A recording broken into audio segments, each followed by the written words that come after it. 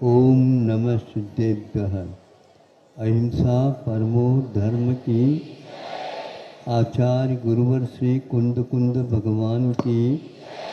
आचार्य गुरुवर श्री ज्ञान सागर मुनि महाराज की। जल परम पूज्य संत चरण्य आचार्य भगवान विद्यासागर जी महामुनि राज की। समस्त आचार्य संघ की। सुनो, अपना आप लोग एक बार मंगलाचरण होने के उपरांत कोई जय जयकार ना बोले। हाँ, तो खदान कई प्रकार की होती है। जहाँ पर खोते हैं उसका नाम खदान, किंतु विशेष जो तज्ञ होते हैं वे खोदते तो हैं, लेकिन खोज करके फिर बाद में खोदते हैं। खोज के माध्यम से उन्हें ये ज्ञात हुआ कि यहाँ पर रत्न मिलेंगे, लेकिन वो रत्न मिलेंगे तो फिर खोदने की क्या आवश्यकता, यूं ही करके कर ले?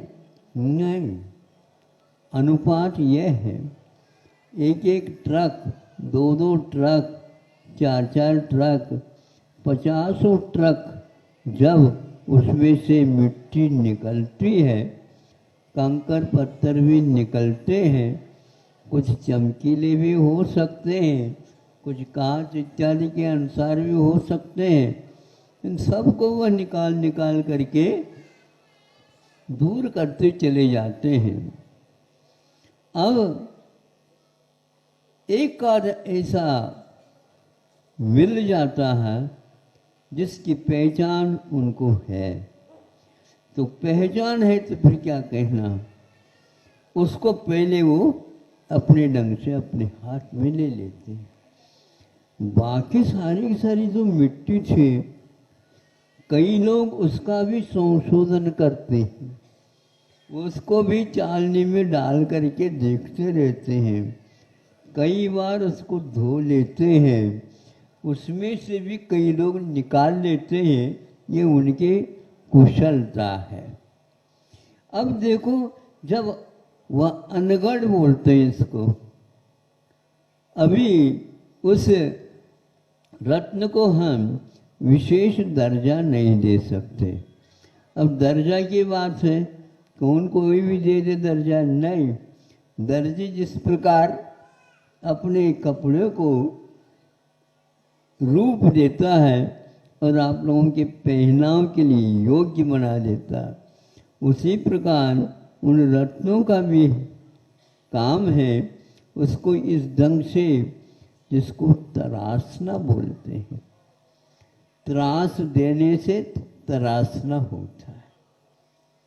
त्रास ये आप लोगों को ज्ञात है, दुख होता है, पीड़ा होती है, कष्ट होता है, सहन नहीं होता है, फिर भी इन सब को जो तराशते वक्त सहन करना होता है, फिर एक एक एक एक बार वह शान पर लगाते हैं तो उसमें से एक एक एक एक पहलू निकलते हैं। एक एक पहलू यह बढ़ाते बढ़ाते बढ़ाते उसको कहाँ तक ले जाते हैं? वो ले जाते हैं सहस्र पहलूदार नग है।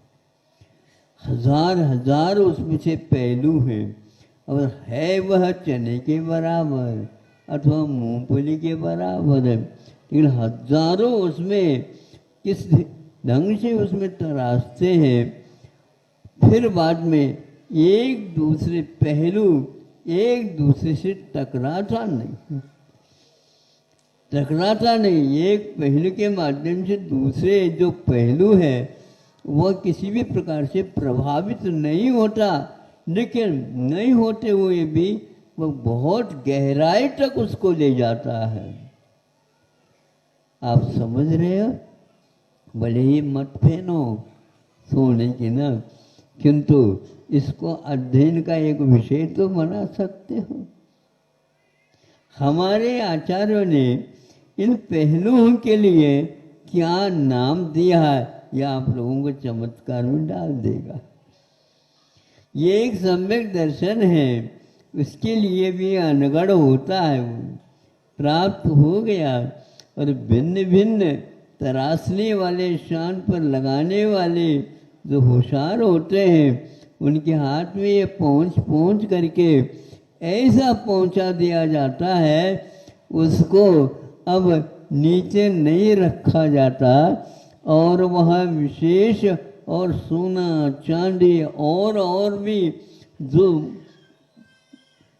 मौलिक जो धातु हैं, उनके बीचों बीच में उसको रख दिया जाता है। रख करके यहाँ नीचे नहीं रखता, फिर उसको उंगलियों में पहनाया जाता है, फिर यहाँ और अन्य स्थानों में पहनाया जाता है, फिर गले में भी पहना। हम पूछना चाहते हैं, गले में पहनने से तो स्वयं को तो दिखेगा नहीं समझे, स्वयं को नहीं दिखेगा, लेकिन क्या दिख रहा है, पूरी जनता देख रही है। और वो पूरी जनता जब देख के मस्त है, बढ़िया है, ये है, अनमोल है, इसका कोई मोल नहीं है। धीरे जाकर पूछते, आपने ये कहाँ से ला, क्यों आपको पसंद आ गया, क्या बताते हो, पसंद आए तो इसलिए तो हम पूछ रहे हैं। इसको किसने बनाया, तब लगता है कि वह सम्यक दर्शन मोक्ष मार्ग में बिना चारित्र के भी मौलिकता प्राप्त करता है। लेकिन जब तक संयम नहीं रखेंगे, उसके पहलू सामने नहीं आ पाएंगे, और उसका मूल्य उसी के माध्यम से है। संयम के साथ वह रहे, वह अकेला रहता है तो उसको कोई खरीद नहीं सकता, उसमें पहलू भी नहीं आ सकते, वह अनगढ़ है। अनगढ़ का अर्थ क्या होता है? अनगढ़ का अर्थ होता है, ये बनाते हैं ना रोड वगैरह, उसमें अनगढ़ पत्थरों को ही रखा जाता है, वो अनगढ़ पत्थर भीतर चला जाता है, उसके ऊपर धीरे धीरे कंक्रीट वगैरह करके फिर डामर का रोलिंग हो जाता है। तो फिर उस समय गाड़ियाँ खूब स्पीड के साथ चलती है, और भीतर कहता मैं अनगढ़ हूँ इसलिए तो चल रहे हो। हाँ, बोल्डर हाँ, तो ये है, ऐसा है। तो सम्यक दर्शन कहने से बहुत लोग प्रभावित हो जाते हैं, किंतु सम्यक चारित्र के साथ उसका ऊपर की कक्षा में जाने तक भी वह चारित्र के माध्यम से विकास को प्राप्त हो रहा है। केवल अकेले सम्यक दर्शन से गुणस्थानों का ऊपरी सीढ़ियों के ऊपर चढ़ना नहीं होता, किंतु उसके साथ संयम की मार्गणाओं को अपनाने से वह क्या क्या चमत्कार करता है। अब नरक नहीं जाएगा, तिर्यंच नहीं होगा, भवनत देव दुर्गति में नहीं जाएगा, और दूसरी बात ये भी है कि भोग भूमि इत्यादि की ओर भी नहीं जाएगा। पहले यदि बंद किया हो तो जा सकता। सम्यक दर्शन के साथ भोग भूमियों के अपर्याप्त दशा में भी सम्यक दर्शन को नहीं बताया, इसलिए इसके अपनी एक सीमा है इसका उपयोग करने का। इसलिए आचार्यों ने उस सम्यक दर्शन के 8 अंग स्थापित किए हैं। आपके पास कितने अंग हैं? 8। साष्टांग नमस्कार हो प्रभु के सामने, 8 अंगों को दंडवत जिसको बोलते हैं कर लेता है, क्योंकि जब तक प्रभु के लिए उनके चरणों में आपके अष्टांग सहित नमस्कार नहीं होगा, आपकी यात्रा कभी भी सकुशल आगे नहीं हो पाएगी। और उसमें यदि आपके पास पहलू नहीं रहेगी तो भी ध्यान रखना, अनगढ़ हो, उसका मूल्य बढ़ेगा नहीं, बढ़ता तब जब उसमें शान पर चढ़ाया जाता है। शान पर चढ़ाना ऐसा नहीं है, कलाकार होते हैं, उसको जानने वाले होते हैं, तब इसमें आ सकते हैं, आए या नेम नहीं। उसी की कीमत, उसी का मूल बढ़ता चला जाता, बढ़ता चला जाता। 8 अंग कौन से? शरीर में जैसे 8 अंग हैं, 2 हाथ है, 2 पैर है, एक माथा है, पीठ है, आदि आदि एक गिन लेते हैं। इनमें से एक एक कम कर दो, आपका अस्तित्व ही समाप्त हो जाएगा। एक एक अंग के साथ आपके शरीर में सांगोपांग है तो सारी की सारी बातें चल सकती हैं। अकेले यह गर्दन पर रहे जिसको उत्तमांग बोलते हैं, ले उत्तम अंग तब कहलाता है जब शेष अंग भी उसके साथ जुड़े हुए जीवित रहते हैं। यदि वो नहीं रहेंगे तो इसको उत्तमांग भी नहीं कहेंगे, कुछ समय के बाद वह भी गिर जाएगा, उसका कोई मूल्य नहीं है। इसलिए जो व्यक्ति इन 8 अंग सहित सम्यक दर्शन को पाठ करता है वह सम्यक दर्शन तो है, किंतु उसके लिए कोई रक्षा करने वाला नहीं है। उसकी दुर्गति होने में भी देर नहीं लगती, इसलिए उसको संयम मार्गना के साथ जोड़ देंगे तो वह इन सब चीज़ों को नहीं प्राप्त करेगा और देवों में जाएगा।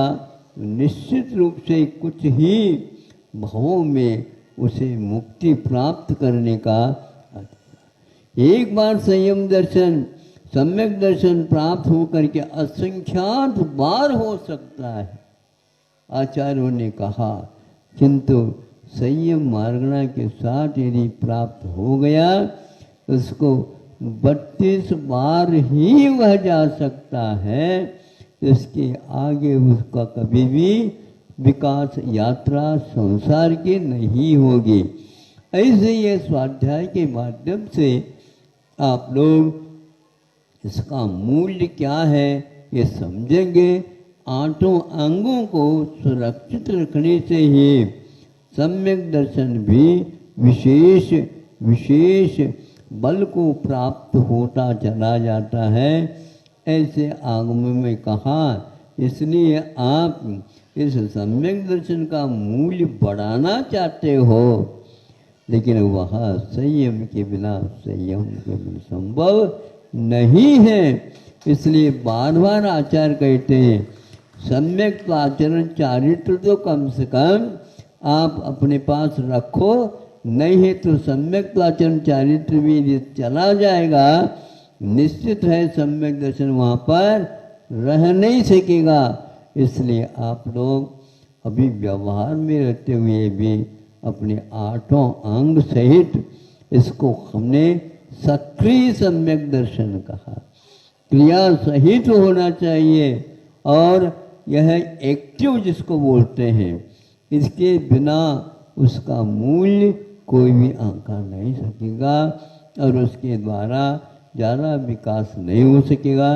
एक बार सम्यक दर्शन प्राप्त होने के उपरांत भी असंख्यात बार छूट सकता है, और घर में रह करके चारित्र पालन करते हैं वो भी असंख्यात बार संयम असंयम को पालन कर सकता है, किंतु मुनि बनता है ज़्यादा 32 कहाँ है।